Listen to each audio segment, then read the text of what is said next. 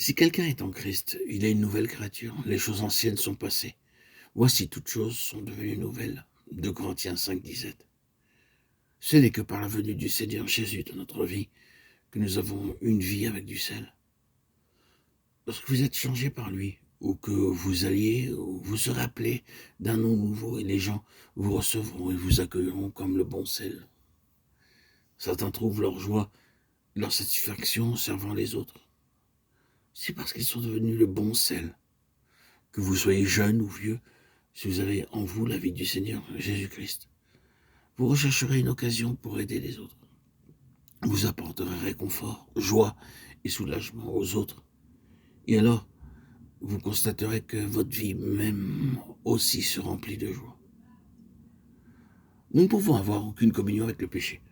Par nature, tous les hommes sont pécheurs. Ainsi, ils ne peuvent être nos véritables frères et nos sœurs.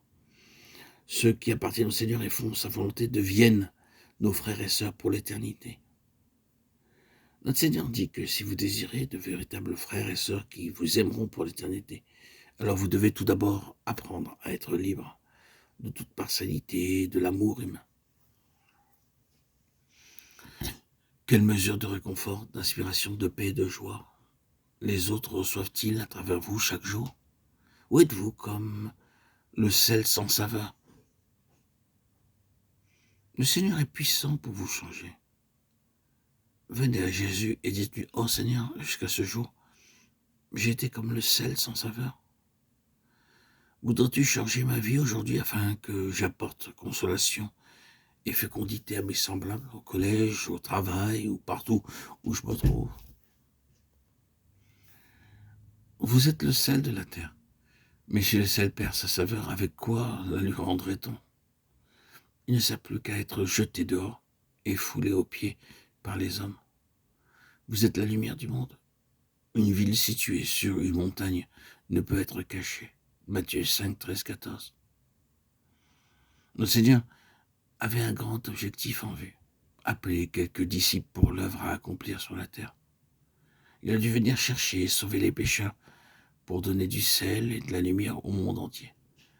Tout ce que le Seigneur fit, il le fit avec cette pensée de donner du sel pour apporter une joie éternelle à l'humanité, ainsi que la lumière procurant la vie éternelle.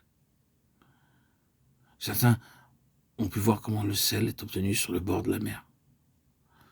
L'eau de mer salée s'évapore et le sel demeure. Ce sel doit être purifié avant son utilisation. Dieu désire du bon sel pur. Chacun de vous peut devenir ce bon sel pur. Bien que nous soyons en petit nombre ou que nous sommes assez pour apporter la joie à tout le pays. Bien qu'il nous faille beaucoup de sacs de riz pour nourrir une multitude. Il ne faut pas une grande quantité de sel pour tous les sacs. Une petite quantité suffit à donner du goût à la nourriture d'une multitude.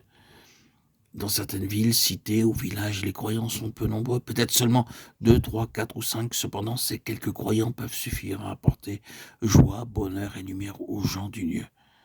C'est pourquoi le Seigneur compare les croyants à une ville sur une colline.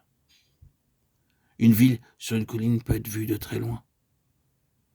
Même un seul croyant suffit pour dire aux gens qu'il y a vie et lumière dans le Seigneur Jésus-Christ.